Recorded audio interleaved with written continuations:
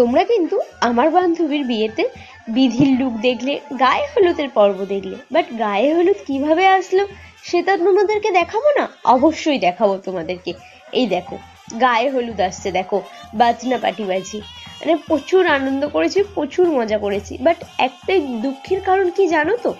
প্রচুর পরিমাণে বৃষ্টি হয়েছিল, বৃষ্টির জন্য সমস্ত কাদা হয়ে গেছিল, তাই বাধ্য হয়ে এই মাঠ থেকেই আসতে হলো।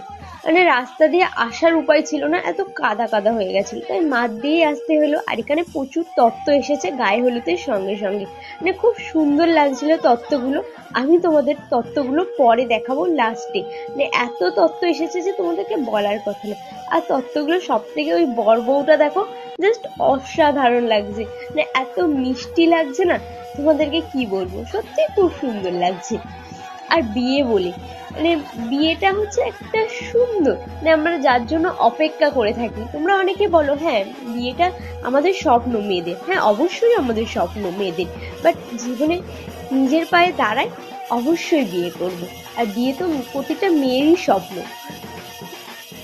বাট বিয়েটা যেমন স্বপ্ন থাকে না, তেমন বাড়ি থেকে চলে যাওয়ার সময় খুবই কষ্ট লাগে। সে যাই হোক, এই বিষয়ে না হয় তোমাদের আরেকটা মিনি ব্লগে শেয়ার করব, বিয়ের বিষয় নিয়ে। এখানে দেখো তোমাদেরকে বললাম না, তোমাদের সমস্ত তত্ত্বগুলো দেখাবো। এই দেখো প্রচুর তত্ত্ব এসেছিল, প্রচুর তত্ত্ব।